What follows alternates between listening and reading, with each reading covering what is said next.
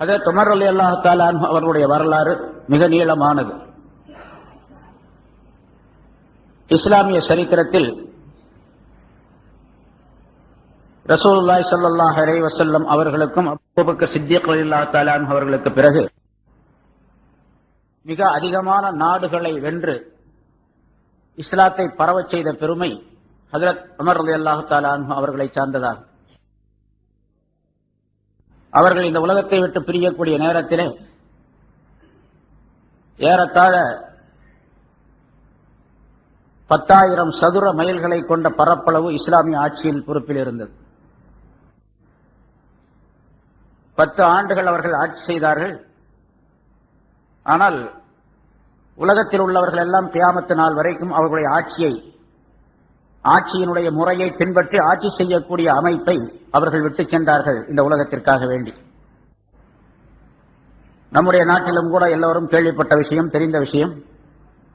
இந்த நாடு சுதந்திரமடைந்த நேரத்தில் காந்தி சொன்னது, நீங்கள் உமருடைய ஆட்சியை போன்று செய்ய வேண்டும் என்பதால். இந்த நாடு சுதந்திர நாடாக நிலைத்திருக்க வேண்டும் என்றால் மக்கள் எல்லாம் நிம்மதியாக நேர்மையாக வாழ வேண்டும் என்று சொன்னால் அது உமருடைய ஆட்சியின் அமைப்பில் தான் முடியும் என்பதாக அவர் சொல்லிச் சென்ற செய்தி எல்லோருக்கும் தெளிவானது. அப்படிப்பட்ட நீதியான ஆட்சியை செலுத்தியவர்கள் ஹஜ்ரத் உமர் ரலியல்லாஹு தஆலா அன்ஹு. சரி, அவர்கள் ரசூலுல்லாஹி ஸல்லல்லாஹு அலைஹி வஸல்லம் அவர்களுடைய இஸ்லாமிய பிரச்சாரத்தினுடைய ஆரம்ப காலத்திலேயே இஸ்லாத்தை ஏற்றுக்கொள்ளவில்லை. அபூபக்கர் ரலியல்லாஹு தஆலா அன்ஹு அவர்களை பற்றி சொல்லப்பட்டது ஆரம்பமாக முதலாக அவர்கள் இஸ்லாத்தை ஏற்றுக்கொண்டவர்கள் என்பதால். ஆனால் ஹஜ்ரத் உமர் ரலியல்லாஹு தஆலா அன்ஹு அவர்கள் அதற்கு நேர் எதிராக இஸ்லாத்திற்கு பரம விரோதியாக இருந்தார்கள், கடுமையான விரோதியாக இருந்தார்கள். எப்படி அபூ ஜஹல், உத்பா, உமையா என்பவர் எல்லாம் இருந்தார்களோ அதே போன்று உமர் ரலியல்லாஹு தஆலா அன்ஹு அவர்களும் இருந்தார்கள், கடுமையான எதிரியாக இருந்தார்கள். ரசூலுல்லாஹி ஸல்லல்லாஹு அலைஹி வஸல்லம் அவர்களுடைய பிரச்சாரத்தையும் அவர்களுடைய பண்புகளையும் மிக தெரிந்தவர்களாக இருந்தும் கூட இஸ்லாத்தில் உடனடியாக வரக்கூடிய பாக்கியம் அவர்களுக்கு கிடைக்கவில்லை. இந்த நிகழ்ச்சி எல்லோருக்கும் தெரிந்துதான், சாதாரணமாக எல்லா காலங்களிலும் எல்லோராலும் சொல்லப்படக்கூடிய விஷயம். ஹிஜ்ரி 6வது ஆண்டு, ரசூலுல்லாஹி ஸல்லல்லாஹு அலைஹி வஸல்லம் அவர்களுக்கு நபிப்பட்டம் அருளப்பட்ட 6வது ஆண்டு, நுபுவத் அருளப்பட்ட 6வது வருஷத்திலே இந்த 6 வருஷமாக பலவிதமான முயற்சிகள் செய்தார்கள் இஸ்லாத்தை ஒழிப்பதற்காக வேண்டி. அந்த குஃபார்கள் பலவிதமான பிரயத்தனம் எடுத்துக்கொண்டார்கள், எல்லாவற்றிலும் தோல்வியை அடைந்தார்கள். கடைசியாக அபூ ஜஹல் ஒரு கூட்டத்தை கூட்டினான். எப்படியாவது இந்த முகம்மதை தீர்த்து கட்டிவிட வேண்டும், இஸ்லாத்தை ஒழித்து விட வேண்டும் என்பதற்காக வேண்டி ஒரு பெரிய ஏற்பாடு செய்யப்பட்டது. அதிலே மிகப்பெரிய பரிசு அறிவிக்கப்பட்டது. யார் முஹம்மது ஸல்லல்லாஹு அலைஹி வஸல்லம் அவர்களை அவருடைய தலையை கொண்டு வருகின்றார்களோ அவர்களுக்கு இவ்வளவு பரிசு என்பதாக ஒரு வீராவேசமான ஒரு சொற்பொழிவு நிகழ்த்தினான் அபூ ஜஹல். தங்களுடைய பாரம்பரியமான அந்த கொள்கையையும் உருவ வணக்க வழிபாடுகளையும் புகழ்ந்து சொல்லி, இதற்கு மாற்றமாக இதை அழிக்கக்கூடிய எவராவது வந்தால் அவரை நாம் சும்மா விட்டுவிடக் கூடாது என்பது போன்ற வாசகங்களை கொண்டு சொல்லிய பொழுது பரிசுகளும் அறிவிக்கப்பட்டன. ஹஜ்ரத் உமர் ரலியல்லாஹு தஆலா அன்ஹு அவர்கள் வாளை கையிலே எடுத்துக்கொண்டு அங்கே சபதம் செய்தார்கள். எல்லோருமே அந்த சபையிலே அமைதியாக இருந்த நேரத்திலே உமர் ரலியல்லாஹு தஆலா அன்ஹு அவர்கள், நான் அவரை கொண்டு வருகின்றேன், தலையை கொண்டு வருகின்றேன் என்பதாக சொல்லி எழுந்தார். நீர் அதற்கு பொருத்தமானவர் தான் என்பதாக சொல்லி வாழ்த்து கூறி அனுப்பி வைத்தார்கள். என்ன நடந்தது என்பது நமக்கு தெரியும், சரித்திரத்தில் அடிக்கடி சொல்லப்பட்டு இருக்கின்றது இந்த விஷயம். ஏன்னா உமர் ரலியல்லாஹுடைய பல விஷயங்கள் அடிக்கடி சொல்லப்படக்கூடியது உலமாக்களால். இந்த விஷயம் சொல்லப்பட்டு கேட்டிருப்பீங்க. வாளை எடுத்துக்கிட்டு போறாங்க. வழியிலே ஒரு மனிதர் எதிர்படுகின்றார். அவர் வேகமா போறதை பார்த்து அவர் கேட்கிறார், என்ன உமரே, என்ன வேலை, இவ்வளவு வேகமா போயிட்டு இருக்கீங்க வாளை கையில் எடுத்துக்கிட்டு? ஒரே வார்த்தையை சொன்னார், முகம்மதை கொல்லுவதற்காக ஸல்லல்லாஹு அலைஹி வஸல்லம் அவரை, நவது பில்லாஹ் அவரை கொல்லுவதற்காக வேண்டி போறேன் அப்படின்னு சொன்னார். உடனே அவர் சொன்னார், அவரும் உமருடைய அந்த தோற்றத்தை பார்த்து அவருக்கும் கொஞ்சம் பயம்தான், நம்மளை ஏதாச்சும் பண்ணி போடுவாரோ என்பதால். இருந்தாலும் விஷயத்தை சொல்ல வேண்டும் என்பதற்காகவே அவர் தைரியமாக சொல்லுகின்றார். அவருடைய பெயர் நவீம் அல்லது நுஐம் என்பது அவருடைய பெயர், எதிர்ப்பட்டவருடைய பெயர். அவர் சொன்னார், நீங்க முஹம்மது ஸல்லல்லாஹு அலைஹி வஸல்லம் அவர்களை குறை சொல்வதற்கு முன்னால உங்களுடைய சகோதரி பாத்திமா என்பவரும் அவருடைய கணவர் ஸயீத் இப்னு ஸைத் என்பவரும் இஸ்லாத்தை தழுவி விட்டார்களே, உமக்கு தெரியுமா அப்படின்னு கேட்டார். இவருக்கு இன்னும் கொஞ்சம் கோபம் வந்துருச்சு. இப்ப ரசூலுல்லாஹி ஸல்லல்லாஹு அலைஹி வஸல்லம் அவர்களை தேடி சென்ற அவர் உடனடியாக தன்னுடைய தங்கையினுடைய வீட்டை, சகோதரியுடைய வீட்டை நோக்கி செல்லுகின்றார். அங்க போன வீட்டு கதவு சாத்தி இருக்குது. உள்ள ஏதோ சத்தம் கேட்குது. சில வாசகங்களை உச்சரிக்கக்கூடிய சத்தம் கேட்கின்றது. கதவை வேகமா தட்டுறார். தட்டனவுடனே உள்ள இருந்த சகோதரி புரிஞ்சுக்கிட்டாங்க, இது உமருடைய தட்டுதல் அப்படின்னு சொல்லிட்டு. உமருடைய தட்டுதல் நம்ம தனியா இருக்கும் போல் இருக்குது. அவருடைய தட்டே தனியா இருக்கும். உடனே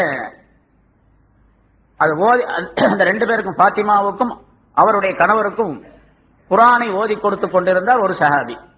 அவருக்கு பெயர் ஹப்பாப் இப்னுல் அரத் என்பதாக அவருடைய பெயர். மிகச்சிறந்த மிகப்பெரிய சஹாபி.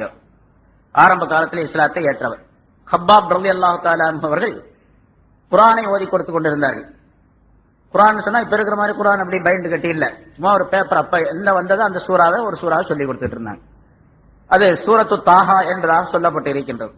தாஹா மா அன்ஸல்னா அலைக்கல் குர்ஆன் லிதஷ்கா என்று இன்னைக்கு தராவியிலும் கூட அது சூறா ஓதப்பட்டது. இவர் கதவை தட்டின உடனே திறந்தாங்க. அதுக்குள்ள அவர் என்ன பண்ணார், ஓதி கொடுத்தாரு அஜிர்த்து ஹப்பாப் ரலியல்லாஹு தஆலா. அவர் போய் ஒளிஞ்சுக்கிட்டார். இவர் வந்து ஆபத்து அப்படின்னு சொல்லிட்டு போய் ஒளிஞ்சிட்டார். இவர் உள்ள நுழைஞ்சார். நீங்க ரெண்டு பேரும் யார் இங்க சத்தம் கேட்டுச்சு, என்ன சத்தம் கேட்டுச்சு? ஒண்ணும் இல்லை அப்படின்னாங்க. இவங்க அதுக்குள்ள அந்த புறா ஓதி கொடுத்துட்டு இருந்தா அந்த எழுதப்பட்ட அந்த தாளோ அல்லது தோல் துண்டோ ஏதோ ஒண்ணு அதை எடுத்து மறைச்சு வச்சுட்டாங்க. யாரோ சத்தம் கேட்டுச்சு, என்னமோ செஞ்சுட்டு இருக்கிறீங்க அப்படின்னு சொல்லி சொன்னாங்க. நீங்க ரெண்டு பேரும் இஸ்லாத்தை ஏற்றுக்கொண்டதாக நான் கேள்விப்பட்டேன், உண்மையா அப்படின்னு கேட்டேன். அது சகோதரி சொன்னாங்க, ஆமா உண்மைதான். உங்களுடைய மிரட்டலுக்கோ அல்லது உங்களுடைய தாக்குதலுக்கோ நாங்க பயந்து நாங்க ஒழிக்க வேண்டிய அவசியம் இல்லை, நான் இஸ்லாத்தை ஏற்றுக்கொண்டோம் என்பதாக ரெண்டு பேரும் ஒட்டுமொத்தமாக சொன்னார். அதுல முதலாவதாக அவருடைய கணவர், பாத்திமாவுடைய கணவர் சொன்னார், உமர் ரலியல்லாஹுடைய மச்சான் சொல்றார், ஆம் நாம் ஏற்றுக்கொண்டோம் என்பதாக தைரியமாக சொன்னார். உடனே விட்டாரு ஒரு அறை. வால்ல கையில வச்சிருந்தாரு, திருப்பி வச்சுட்டு வால்ல அடிச்சார். அடிச்ச உடனே மண்டையில அடிபட்டு ரத்தம் பீறிட்டு வந்துச்சு. அடி பலமா விழுந்த உடனே அவருடைய தங்கை குறுக்க வந்தாங்க, கணவனை அடிக்காதீங்க அப்படின்னு சொல்லி. அவங்களுக்கும் பலமான அடி. அடி சரியான அடி கொடுத்த உடனே, நீ எவ்வளவு வேணாலும் அடிச்சாலும் சரி, எங்களை கொன்று ஒழித்தாலும் சரி, நாங்க வந்து ஏற்றுக்கொண்டிருக்கக்கூடிய இஸ்லாத்தை விடக்கூடியவர்களாக இல்லை அப்படின்னு சொல்லி இதே வார்த்தை சொல்லிக்கிட்டே இருந்தாங்க. இந்த உறுதியை பார்த்த உடனே உமர் ரலியல்லாஹு தஆலா அவர்களுக்கு இறக்கம் வந்துடுச்சு. தங்கையை அடிச்சுட்டாரு, ஒரு பெண்மணியை அடிச்சு ரத்த காயம் பட்டு ரத்தமாக கிடக்கிறார். அவருக்கு மண்டையில அடிபட்டு கடுமையான சூழ்நிலையில் இருக்கிறார். இந்த நேரத்தில் அவருக்கு கோபம் கொஞ்சம் தணிஞ்சிச்சு. கோபம் தணிஞ்சாவே சைத்தான் போயிட்டான்னு அர்த்தம். கோபம் வந்துச்சுன்னா சைத்தான் வந்துட்டான்னு அர்த்தம். சைத்தான் போயிட்டான்னா கோபம் போயிடும். இப்ப கோபம் போனோம்னா ஒரு நிதானமாக சிந்திக்க ஆரம்பிச்சார், இப்படி அடிச்சு போட்டோமே அப்படின்னு. இருந்தாலும் அவருக்கு மனசு கேட்கல. சரி, நீங்க என்ன படிச்சுக்கிட்டு இருக்கீங்க, என்ன ஓதிட்டு இருக்கீங்க? ஒண்ணும் இல்ல. ஒண்ணும் இல்லைன்னா விட மாட்டேன், என்ன படிச்சுட்டு இருக்கீங்க சொல்லு. உடனே ஓதிக்கொண்டிருந்த அந்த பேப்பரை அல்லது தோல் துண்டை ஏதோ ஒண்ணு எதுல எழுதியிருந்தாங்களோ அதை எடுத்து காட்டினாங்க. இதை தவிர அதை வாங்குறதுக்காண்டி கையை நீட்டினார். அவருடைய தங்கை பாத்திமா அதை பின்னால எடுத்துக்கிட்டாங்க கையை. நான் கொடுக்க முடியாது, நீ அசுத்தமானவன், நீ நஜீஸானவள், அதனால உன்ட்ட இந்த குர்ஆனுடைய வாசகங்களை கொடுக்க முடியாது. சரி, நான் வாங்குறதா இருந்தா நீ என்ன செய்யணும், நான் என்ன செய்யணும், நீங்க போய் குளிச்சுட்டு வரணும் அப்படின்னு சொல்ல. உடனே உள்ள போனாங்க, குளிச்சாரு. ஏன்னா அந்த தாள் பார்க்கணும், அது என்ன ஓதிட்டு இருந்தாங்கன்னு பார்க்கணும், அவருக்கு ஆசை. இந்த நேரத்துல அதை பார்க்கணும், குளிக்க போறாரு. குளிச்சுட்டு வந்தார். வந்த உடனே ஒளிஞ்சிட்டு இருந்த ஹப்பாப் ரலியல்லாஹு தஆலா வெளியே வந்தாங்க. மெதுவா தலையை காட்டினாங்க. அப்பதான், உமரே நான் தான் ஓதி கொடுத்துக்கிட்டு இருந்தேன் அப்படின்னு வெளியே வந்தாங்க. அந்த தாளை வாங்கினாங்க, பார்த்தாங்க, படிச்சாங்க. தாஹா மா அன்ஸல்னா அலைக்கல் குர்ஆன லிதஷ்கா. நபியே, இந்த குர்ஆனை உம்மை சிரமப்படுத்துவதற்காக வேண்டி நாம் இறக்கி வைக்கவில்லை என்று தொடங்கக்கூடிய அந்த ஆயத். கடைசியாக அல்லாஹ் தஆலா அதனுடைய தொடரில் ஒரு 5-6 ஆயத்துக்கு பின்னால சொல்றான், மூசா அலைஹிஸ்ஸலாம் அவர்களுக்கு அல்லாஹ் தஆலா வேத வெளிப்பாடு அந்த தன்னுடைய கட்டளையை சொன்ன அந்த விஷயங்களை சொல்லி கொண்டு வரும் பொழுது, இன்னி அனல்லாஹு லா இலாஹ இல்லான, நான் தான் அல்லாஹ் என்பவன், என்னை தவிர வணக்கத்துக்குரியவர் யாரும் இல்லை அப்படின்னு சொல்லி அல்லாஹ் தஆலா செய்திகளை சொல்லிட்டு வரோம். படிக்க படிக்க ஹஜ்ரத் உமர் ரலியல்லாஹு தஆலா கண்கள்ல இருந்து கண்ணீர் வழிந்து ஓடியது. அவங்க பார்த்தாங்க, உண்மை இதுதான், அல்லாஹ் ஒருவன் தான், வணக்கத்திற்குரியவன் அவன் தான் என்ற ஒரு உறுதி. ஏன்னா அல்லாஹ் தஆலா யாருடைய கல்வில ஹிதாயத்தை போட்டு விட்டானோ உடனடியாக அந்த மாற்றம் ஏற்பட்டு விடும். உடனே அழ ஆரம்பித்தார்கள். சரி, தங்கையிடம் கேட்டார், இப்ப நான் முஸ்லீம் ஆகணும்னா என்ன செய்யணும் அப்படின்னு கேட்டார். நீ நேரா ரசூலுல்லாஹி ஸல்லல்லாஹு அலைஹி வஸல்லம் போ, அங்க போய் நீ இஸ்லாத்தை ஏற்றுக்கொள்ள வேண்டும் அப்படின்னு சொல்லி சொன்னாங்க. இப்ப நபி எங்க இருக்கிறார் அப்படின்னு கேட்டார். உடனே பாத்திமா அவங்க தங்கை சொன்னாங்க, அல்லது ஹப்பாப் இப்னு அரத் அவர்கள் சொன்னார்கள், ரசூலுல்லாஹி ஸல்லல்லாஹு அலைஹி வஸல்லம் அவர்கள் அர்கம் ரலியல்லாஹு தஆலா அன்ஹு அவருடைய வீட்டிலே தங்கி இருக்கிறார்கள், இப்பொழுது சில சஹாபாக்கள் அங்கதான் இருக்கிறாங்க அப்படின்னு சொல்லி சொன்னாங்க. அர்கம் என்ற சஹாபியினுடைய வீடு அப்பொழுது ஹஜ்ஜுக்கு சென்றவர்களுக்கு தெரியும், சஃபா என்ற அந்த இடத்திலிருந்து ஹஜ்ஜுக்கு செல்லக்கூடியவர்கள் சஃபாவிலிருந்து சாய் செய்வதற்காக ஆரம்பிப்பார்கள். அங்கிருந்து கொஞ்ச தூரம் கீழே அந்த பள்ளம் இறங்கின உடனே, மேட்டில் இறங்கின உடனே வலது பக்கம் இருக்கக்கூடிய வாசல் தாருல் அர்க்கம், பாபுல் அர்க்கம் என்று இப்ப பெயர் இருக்கிறது, அர்க்கமுடைய வாசல் என்பதால். அது சஃபாவில இப்ப தொங்கோட்டம் ஓடக்கூடிய அந்த இடத்துல இருக்குது. அந்த இடத்துலதான் அந்த அர்க்கம் ரலியல்லாஹு தஆலா அன்ஹுடைய வீடு இருந்துச்சு. அந்த வீட்டுல ஸல்லல்லாஹு அலைஹி வஸல்லம் அவர்கள் இருந்தார்கள். நேரம் உமர் ரலியல்லாஹு தஆலா அன்ஹு அந்த வாளை எடுத்துக்கிட்டே போறார், உருவிய வாளோட அப்படியே போறார். போன உடனே அங்க வீடு தாழ்டப்பட்டிருக்கின்ற சாத்தி இருக்கிறாங்க. வேகமா தட்டினார். தட்டின உடனே உள்ள இருக்கக்கூடிய சஹாபாக்களே சொன்னாங்க, உமர் தட்டுறாரு அப்படின்னு சொல்லி சொன்னாங்க. உமர் வெளியே தட்டுறாரு. ஹஜ்ரத் உமர் ரலியல்லாஹு தஆலா அன்ஹு அவர்கள் இஸ்லாத்தை அந்த அன்னைக்கு வருவதற்கு ஒரு 3 நாளைக்கு முதல்ல தான் ஹஜ்ரத் ஹம்சா ரலியல்லாஹு தஆலா அன்ஹு அவர்கள் இஸ்லாத்தை ஏற்றுக்கொண்டார்கள். ஹம்சா ரலியல்லாஹு தஆலா அன்ஹு ஸல்லல்லாஹு அலைஹி வஸல்லம் அவருடைய சிறிய தந்தை. 3 நாளைக்கு முதல்ல தான் அவர் இஸ்லாத்துக்கு வந்திருக்கிறார். அரபு நாட்டிலே மக்காவிலே ஹஜ்ரத் உமரும் ஹம்சாவும் ஒரே தரத்தில் உள்ளவர்கள். அவங்களுடைய வீரத்துல 2 பேரும் ஒரே மாதிரி உள்ளவங்க. அதனால ஹஜ்ரத் உமர் ஹம்சா ரலியல்லாஹு தஆலா அன்ஹு அவர்கள் சொன்னார்கள், இவங்க எல்லாம் பயப்படுறாங்க, உள்ள இருக்கக்கூடிய சஹாபாக்கள் பலர் ஆண்கள் பெண்கள்லாம் இருக்கிறாங்க, பயப்படுறாங்க, உமர் வந்துட்டார், என்ன நடக்க போதோ தெரியலையே அப்படின்னு சொல்லிட்டு.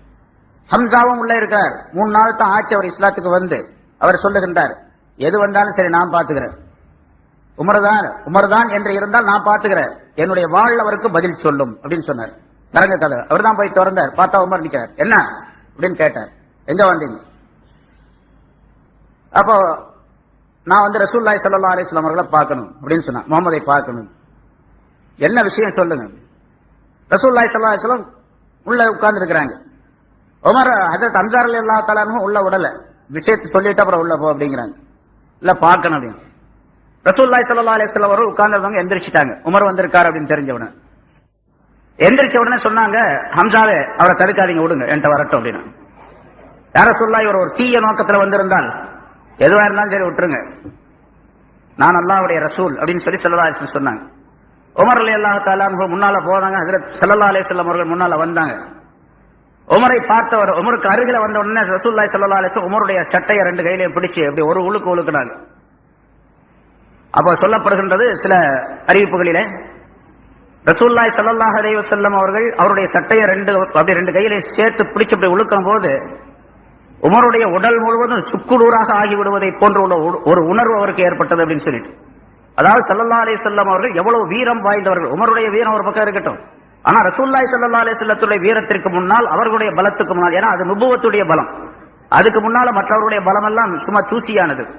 இதை தெரிந்து கொள்வதற்காகவே ரசூலுல்லாஹி ஸல்லல்லாஹு அலைஹி வஸல்லம் அவர்கள் செய்தார்கள் என்பதாம் சொல்லப்பட்டிருக்கின்றது. உமர் ரலியல்லாஹு தஆலா அவர்களே பயந்துட்டாங்க. யா ரசூலல்லாஹ், நான் இஸ்லாத்தை ஏற்றுக்கொள்வதற்காக வேண்டி வந்து நான் என்ன செய்யணும் அப்படின்னு கேட்டார். உடனே கலிமா சொல்ல சொன்னாங்க. அஷ்ஹது அல்லா இலாஹா இல்லல்லாஹ் வஹ்தஹு லா ஷரீக லஹு வ அஷ்ஹது அன்னக ரசூலுல்லாஹ் என்று சொல்லி கலிமாவை ஏற்றுக்கொண்டார். உடனே சஹாபாக்களுக்கு அப்பதான் எல்லாருக்குமே பயம் தீர்ந்துச்சு. இவர் இஸ்லாத்தை ஏற்றுக்கொள்வதற்காக வேண்டி வந்திருக்கிறார் என்பதாக இஸ்லாத்தை ஏற்றுக்கொண்டு விட்டார். உடனே தக்பீர் சொன்னார், அல்லாஹு அக்பர் என்ற தக்பீர் சொன்னாங்க. மஸ்ஜிதுல காபாவை சுற்றிலும் அங்கே அந்த காபிர்கள் குறைஷியர்கள் உட்கார்ந்து இருந்தாங்க. அவங்களுக்கெல்லாம் அந்த சத்தம் கேட்டுச்சு. என்ன திடீர்னு ஒரு பெரிய சத்தம் கேட்குது, என்ன விஷயம்? ஏன்னா ஹஜ்ஜுக்கு சென்றவர்களுக்கு தெரியும், காபாவுடைய அந்த சுற்று பகுதிகளுக்கும் அந்த தாருல் அர்க்கமுடைய அந்த வீட்டுக்கும் இப்ப அர்க்கமுடைய வாசல் என்று பெயர் வச்சிருக்கா, அதுக்கு எவ்வளவு தூரம் இருக்கு அப்படின்னு தெரியும். அங்கிருந்து வேகமா சத்தம் போட்டா இங்க கேட்கும். எல்லாரும் சேர்ந்து ஒரு 10-20 பேர் 30 பேர் சேர்ந்து சத்தம் போட்டா அது ஒரு பயங்கரமான சத்தம், மிகப்பெரிய சத்தமாக இருந்தது. உடனே ரசூலுல்லாஹி ஸல்லல்லாஹு அலைஹி வஸல்லம் அவர்கள் சொன்னார்கள், உமரே, நேற்று இரவுதான், அதாவது ஒரு நாளைக்கு 2 நாளைக்கு முந்தித்தான், நான் அல்லாஹ் தஆலா இடத்துல துஆ கேட்டிருந்தேன். அல்லாஹும்ம அஇஸ்ஸல் இஸ்லாம பி உமர் இப்னு அல்-கத்தாப் அவ் பி அம்ர் இப்னு ஹிஷாம். கத்தாபுடைய மகன் உமரின் மூலமாவது அல்லது ஹிஷாமுடைய மகன் அம்ர் என்பவரின் மூலமாவது இஸ்லாத்தை நீ கண்ணியப்படுத்துவாயாக, இஸ்லாத்திற்கு ஒரு பலத்தை உண்டாக்குவாயாக. இன்னொரு அறிவிப்பில் ஐயிதில் இஸ்லாம், இதுல வந்து அஇஸ்ஸல் இஸ்லாம், இஸ்லாத்தை கண்ணியப்படுத்துவாயாக. அதுல ஐயிதில் இஸ்லாம், இஸ்லாத்தை நீ பலப்படுத்துவாயாக என்று ஸல்லல்லாஹு அலைஹி வஸல்லம் அவர்கள் துஆ கேட்டார். நான் துஆ கேட்டேன் என்று ஸல்லல்லாஹு அலைஹி வஸல்லம் சொன்னார்கள். ரெண்டு பேர்ல ஒருவரை கொண்டு இஸ்லாத்தை பலப்படுத்துவாயாக என்று நான் கேட்ட அந்த துஆவை அல்லாஹ் தஆலா உன்னுடைய விஷயத்தில் ஒப்புக்கொண்டு விட்டான் என்று ஸல்லல்லாஹு அலைஹி வஸல்லம் சொன்னார். ரெண்டு பேர் யார்? ஒருத்தர் உமர், இன்னொருத்தர் அம்ரு. அதுதான் அபூ ஜஹல். அபூ ஜஹல் என்று பெயர் வைத்தது ரசூலுல்லாஹி ஸல்லல்லாஹு அலைஹி வஸல்லம் அவர்கள். அறியாமையின் தந்தை, மடையர்களின் தந்தை அப்படின்னு பேர் வச்சாங்க அவனுக்கு. ஆனா அரபு நாட்டுக்காரர்கள், அந்த மக்கள்லாம், மக்காவாசிகள்லாம் சேர்ந்து அவனுக்கு கொடுத்திருந்த பேரு, பட்ட பேரு அபுல் ஹிகம், அறிவின் தந்தை அப்படின்னு பேர் கொடுத்திருந்தாங்க. ஸல்லல்லாஹு அலைஹி வஸல்லம் அறியாமையின் தந்தை என்று அவனுக்கு பேர் கொடுத்தாங்க.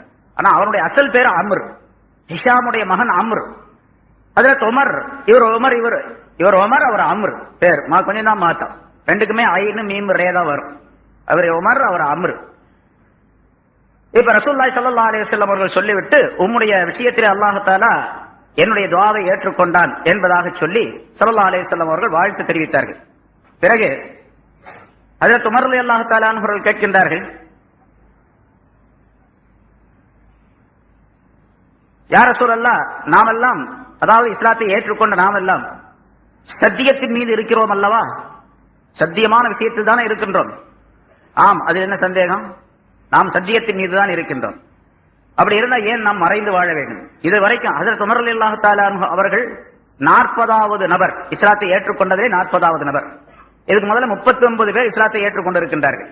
6 வருஷமா உழைப்பின் பலன் என்னவென்று சொன்னால் 39 பேர். 6வது வருஷம் ஹஜ்ரத் உமர் ரலியல்லாஹு தஆலா அவர்கள் 40வது நபராக இஸ்லாத்தை ஏற்றுக்கொள்ளுகின்றார்கள். இந்த 6 வருஷமாக ஸல்லல்லாஹு அலைஹி வஸல்லம் அவர்கள் தங்களுடைய அந்த கொள்கைகளை பகிரங்கப்படுத்தவில்லை. பொதுவாக பிரச்சாரம் போய் செய்வார்கள் அங்கங்க. அவங்க என்ன அமல் செய்கின்றார்களோ அந்த அமல்களை எல்லாம் தனியாக மறைமுகமாகத்தான் செய்து கொண்டிருந்தார்களே தவிர, குர்ஆன் ஓதுவது அல்லது தொழுகை ஆரம்பத்திலே எப்படி சட்டங்கள் இல்லை, தொழ வேண்டும் என்ற கடமை இல்லை, ஆனாலும் தொழுது கொண்டிருந்தார்கள். ஸல்லல்லாஹு அலைஹி வஸல்லம் எப்படி தொழுகின்றார்களோ அதை பார்த்து சில பேர் தொழுதுட்டு இருந்தாங்க. 2 ரக்காத்தோ 4 ரக்காத்தோ, அது நேரங்கள்லாம் கிடையாது, ரக்காத்துகள் குறிப்பு கிடையாது. இப்படி எல்லாம் எப்படி தொழுது கொண்டிருந்தார்களோ அது மாதிரி சில தொழுகைகள் அல்லது குர்ஆன் ஓதுதல், திக்ர் செய்தல், இப்படிப்பட்ட விஷயங்கள், இஸ்லாத்தை பற்றி போதனை செய்தல், இதெல்லாம் மறைமுகமாகவே செய்து கொண்டிருந்தார்கள். பகிரங்கமாக செய்வது கிடையாது. பகிரங்கமாக செய்தால் இன்னும் அதிகமான ஆபத்து என்பதாக நினைத்து இஸ்லாத்திற்கு பலம் ஏற்படும் வரைக்கும் மறைமுகமாக செய்வோம் என்பதாக சொல்லி ஸல்லல்லாஹு அலைஹி வஸல்லம் செய்து கொண்டிருந்தார்கள்.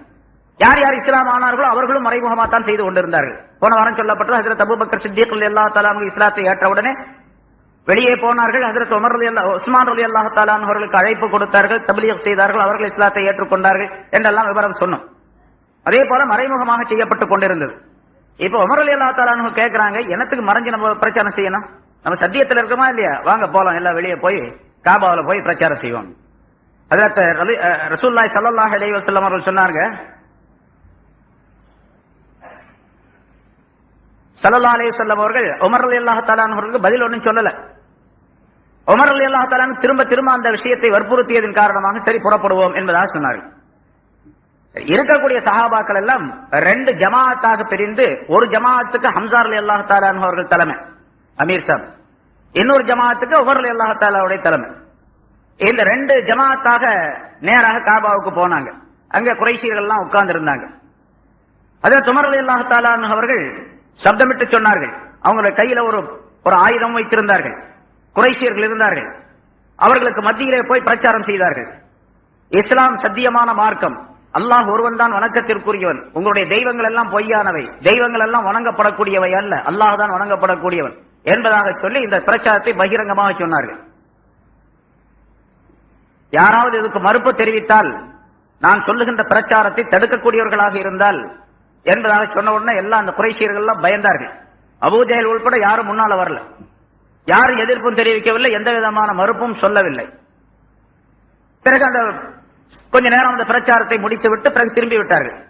அந்த நேரத்தில் தான் ரசூலுல்லாஹி ஸல்லல்லாஹு அலைஹி வஸல்லம் அவர்கள் அல் ஃபாரூக் என்பதாக அவர்களுக்கு பெயர் வைத்தார்கள்.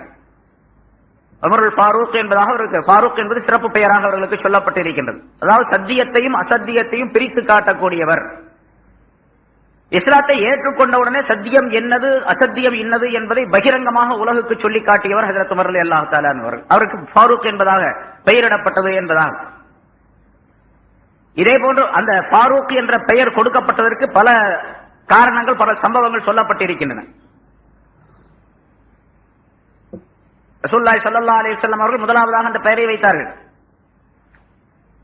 ஒரு தடவை பின்னால நடந்த நிகழ்ச்சி, இது மதீனாவில் நடந்த நிகழ்ச்சி. ஒரு முனாஃபிக்கான மனிதரும் ஒரு யூத மனிதர் ரெண்டு பேரும் அவங்களுக்குள்ள ஒரு பிரச்சனை, ரெண்டு பேரும் தர்க்கம் செய்து கொண்டார்கள். அந்த பிரச்சனையை தீர்ப்பதற்காக வேண்டி இந்த ரெண்டு பேரும் சேர்ந்து, முனாஃபிக்கான ஒரு மனிதனும் ஒரு யூத மனிதன் ரெண்டு பேரும், யூதன் சொன்னான், நம்ம ரெண்டு பேருக்கு மத்தியில் உள்ள இந்த வழக்கை விசாரித்து தீர்ப்பு செய்ய வேண்டும் என்று சொன்னால் அதற்கு தகுதியானவர் முகமது தான் ஸல்லல்லாஹு அலைஹி வஸல்லம், வாங்க போலாம், அவங்கள்ட்ட போய் கேட்போம் அப்படின்னு சொல்லிட்டு அந்த யூதன் சொன்னான். முனாஃபிக்கு அவன் முஸ்லீம் போல வேஷம் போட்டுக்கிட்டு இருக்கிறவன், அவன் சொன்னா, இல்ல இல்ல நம்ம வந்து காபு இப்னு அஷ்ரஃப்ட்ட போவோம், யூதனுடைய தலைவன் ஒருத்தன், யூதர்களுக்கு தலைவனாக இருந்தவன். யூதன் சொல்லுகின்றான் முகமதுட்ட போவோம், ரசூலுல்லாஹ்ட்ட போவோம் அப்படின்னு சொல்லிட்டு. முனாஃபிக்கு சொன்னா யூத தலைவன்ட்ட போவோம் இந்த விசாரணைக்காக வேண்டி அப்படின்னு சொல்லி சொன்னான். இல்ல இல்ல நான் வர முடியாது அப்படின்ட்டார் யூதன். சரி, நிர்பந்தமாக அந்த முனாஃபிக்கும் சேர்ந்து ரசூலுல்லாஹி ஸல்லல்லாஹு அலைஹி வஸல்லம் அவர்களிடத்துல போய் தங்களுடைய கேஸ் சொன்னாங்க, விவகாரத்தை சொன்னாங்க. ரசூலுல்லாஹி ஸல்லல்லாஹு அலைஹி வஸல்லம் விசாரணை செய்து யூதனுக்கு சாதகமாக பதில் சொன்னாங்க. அது முனாஃபிக்குக்கு பாதகமாக இருக்குது. அந்த விஷயம் முனாஃபிக் மேல தவறு இருக்குது, யூதன் செய்ததுதான் சரி. ரசூலுல்லாஹி ஸல்லல்லாஹு அலைஹி வஸல்லம் யூதருக்கு சாதகமாக தீர்ப்பு செய்தார்கள். சரி, வெளியே வந்தாச்சு. இப்ப முன்னால ஸல்லல்லாஹு அலைஹி வஸல்லம் முன்னால எதிர்த்து பேச முடியல, ரெண்டு பேரும் வெளியே வந்துட்டாங்க. வந்த பிறகு முனாஃபிக் சொன்னா, இந்த தீர்ப்பு நான் ஒத்துக்க மாட்டேன் அப்படின்ட்டான். ஸல்லல்லாஹு அலைஹி வஸல்லம் சொன்ன தீர்ப்பை நான் ஒத்துக்கொள்ள முடியாது.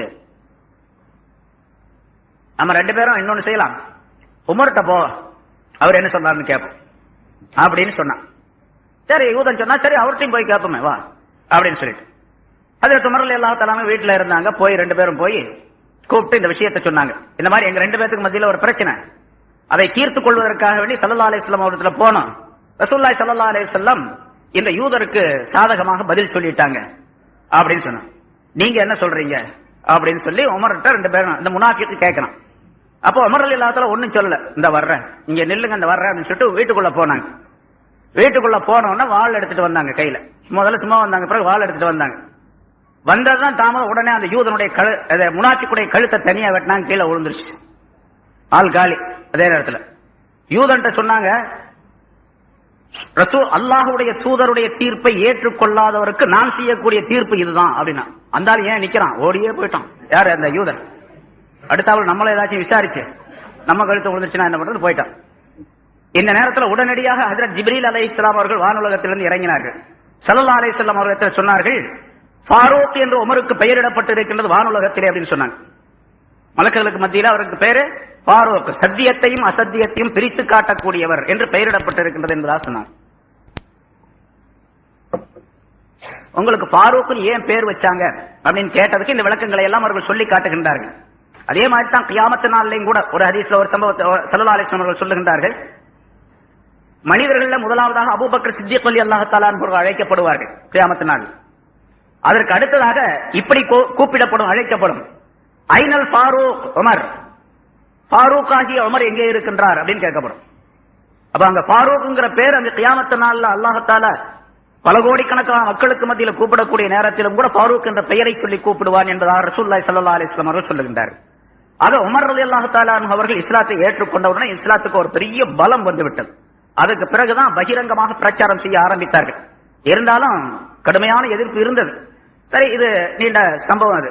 ஏன்னா இப்ப நான் போன வாரம் சொல்லியபடி உமர் ரலியல்லாஹு தஆலா அவர்கள் சரித்திரத்தை சொல்றதா இருந்தா ஒவ்வொரு சஹாபி, இப்ப நம்ம குறிப்பிட்ட அந்த 4 சஹாபாக்களுடைய சரித்திரத்தை சொல்லுவதா இருந்தாலும் பல மாசங்கள் ஆகும், பல நாள்கள் அல்ல, பல மாசம் சொல்லணும். அவ்வளவு பெரிய நீண்ட வரலாறு உள்ளது. பலவிதமான படிப்பினைகள் இந்த உலக மக்களுக்கு ஏற்பட்டு இருக்கின்றன. அதன் மூலமாக ஸல்லல்லாஹு அலைஹி வஸல்லம் அவர்கள் அதனை புகழ்ந்து சொல்லி இருக்கின்றார்கள்.